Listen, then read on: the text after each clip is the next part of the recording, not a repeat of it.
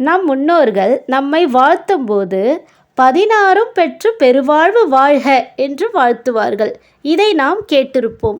இதை விளையாட்டாக ஒரு சிலர் 16ஆ, எனக்கு 1 அல்லது 2 போதும் என்று சொல்வார்கள்.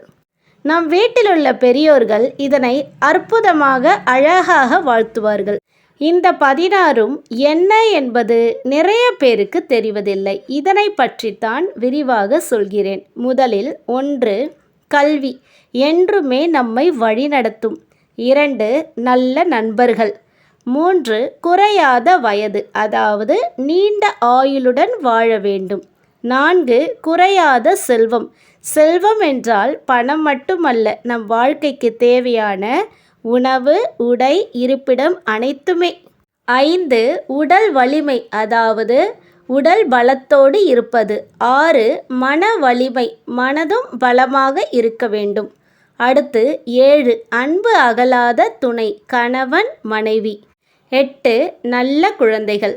9 பிணி இல்லாத உடல், அதாவது நோயற்ற வாழ்வு, நாம் ஆரோக்கியமாக வாழ வேண்டும். 10 புகழ், மற்றவர்கள் நம்மை குறை சொல்லாத அளவு நாம் சிறப்பாக வாழ்தல் வேண்டும். 11 வாய்மை. வாய்மை என்றால் நாம் சொன்ன சொல் மாறாது வாழ்தல்.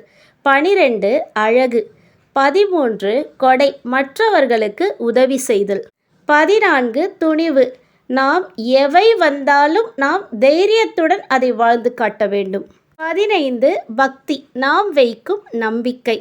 இவை அனைத்துமே அமைந்தால் நமக்கு கிடைப்பது 16 துன்பமில்லாத வாழ்வு.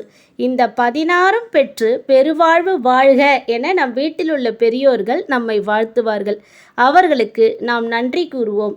இதை நாம் மட்டுமல்ல, நாம் அடுத்து வரும் தலைமுறையினருக்கும் நாம் இதை சொல்லிக் கொடுக்க வேண்டும்.